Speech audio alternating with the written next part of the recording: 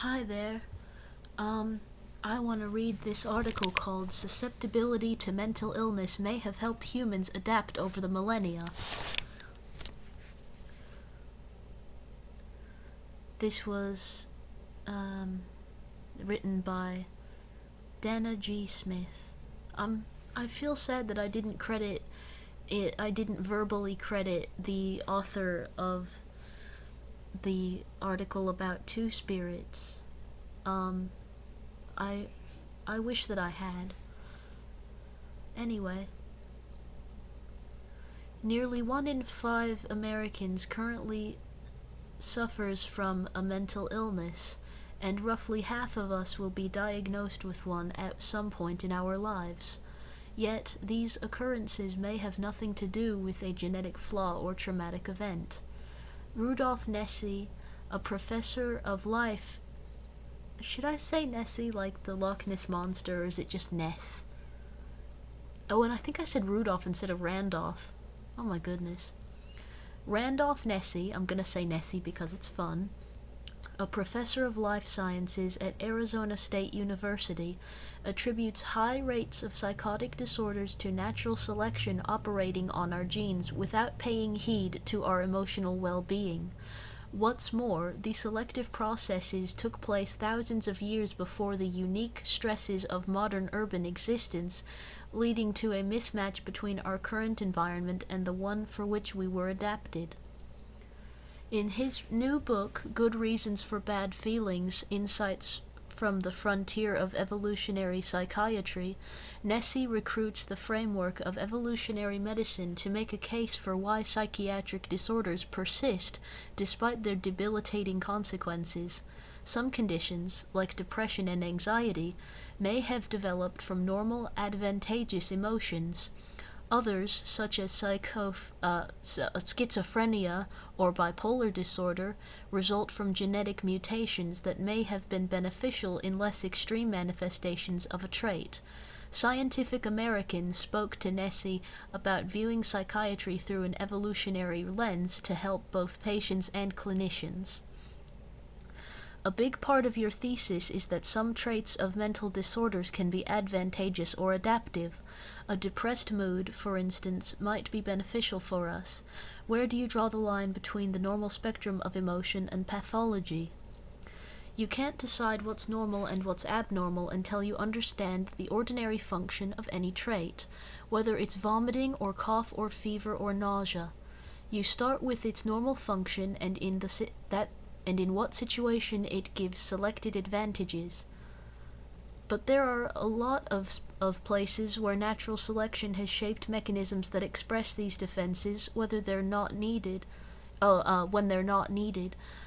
and very often that emotional response is painful and unnecessary in that instance.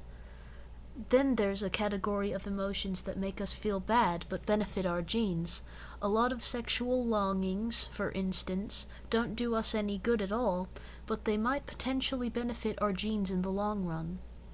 So it's not saying that these emotions are useful all the time. It's the capacity for these emotions that is useful.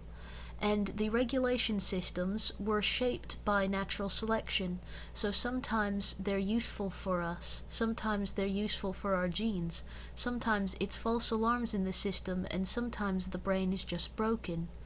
We shouldn't try to make any global generalizations. We should examine every patient individually and try to understand what's going on. In the book you suggest that low mood could be advantageous for two very separate reasons. One of the motivations is to shift strategies to escape a situation, and the other is to have people stop striving and conserve energy. How do you reconcile these opposing theories? It's intuitively obvious that when an organism, not just a human, is wasting energy trying to pursue a goal and not making progress, it's best to wait and slow down and not to waste energy. Then if nothing works, even when you try to find a new strategy, to give up that goal entirely. Of course, for we humans, it's not always seeking out nuts and fruits and berries. We're trying to garner social resources, and that creates inordinate complexity and competition. It's not just so easy to give up looking for a marital partner or to give up looking for a job. We can't just do that.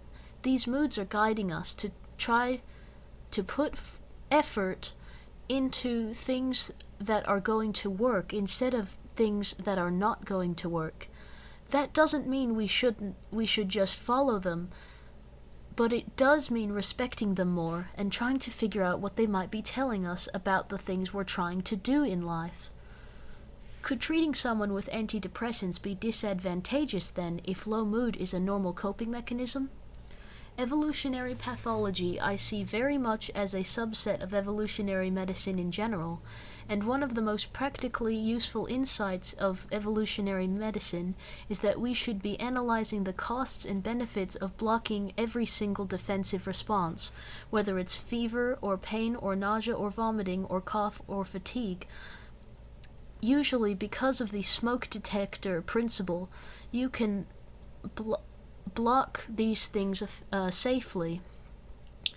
The principle is Nessie's theory that an overactive fight-or-flight response that causes false alarms and potentially an anxiety disorder is better than an underactive system that fails to alert you to danger and could result in death. Some people have said that because I say low mood can be useful, I think we shouldn't treat it with medicines. I say exactly the opposite. Once you know that low mood is not usually helpful even though it's normal, you go ahead and relieve it however you can.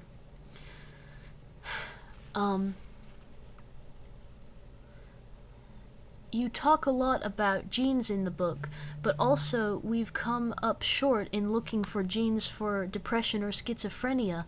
What role do you think genes play in the evolutionary model of the mental illness?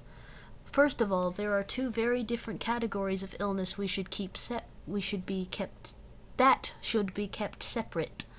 One is the emotional disorders, which are potentially normal, useful responses to situations, and in all such responses, variability and sensitivity are influenced by lots of different genes. There are also mental disorders that are the most severe ones, that are just plain old genetic diseases, bipolar disease and autism and schizophrenia. They're genetic diseases, and whether you get them or not is overwhelmingly dependent on what genes you have.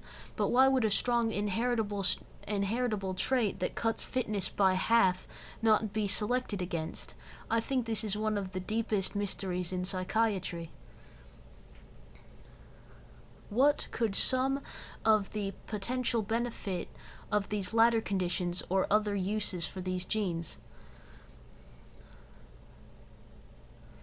For bipolar disease, the reduction in the number of offspring is not very great at all, so it might be that there's not much selection acting there. And what if a tendency to be bipolar resulted in having even more children? What would happen then? Well, it would become universal, even though it caused bipolar disease. Maybe something like this has already happened. Maybe many of us have tendencies to grand ambitions and mood swings that probably aren't good for us but might lend to grand success on occasion, and that might lead to great reproductive success.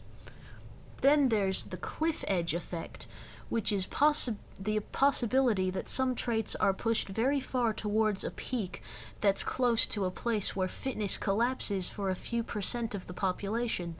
This could be a new way of looking at all these diseases in which we have many genes with small effects. It might be that what we should be looking for is the fitness landscape and not assume that the genes involved are abnormal. What do you hope patients or clinicians can gain from reading your book? I find that many of my patients feel like they're abnormal if they are told, you have an anxiety disorder, you have a depressive disorder. Talk with them a little bit about the fact that there are advantages to anxiety and that low moods might have meaning. It might not just be something that's broken in you, it might be that your emotions are trying to tell you something. I think that makes many people feel less like they're defective. That's pretty cool. I thought that, um, I thought that there was a misunderstanding with, schizophrenia. I feel that schizophrenia is kind of good. I mean, it, it's like, the ways it can make you feel like someone's picking on you, like there's some kind of, like, for example, delusions of grandeur or delusions of persecution. I think both of those things could kind of be borderline advantageous because, like, thinking you're a really special person could be good. It could give you confidence at the very least, and people might also start to believe you even if it's not true. So that could be reproductively successful, possibly. And the delusions of persecution might also be advantageous because it's just another way for the mind to tell you that, there's some kind of danger and you should watch out, Someone who's overly paranoid might be possibly better at keeping themselves safe, but also maybe not, because it can often lead to, like, putting oneself in harm's way due to a detachment from reality, and that can be dangerous. I mean, yeah.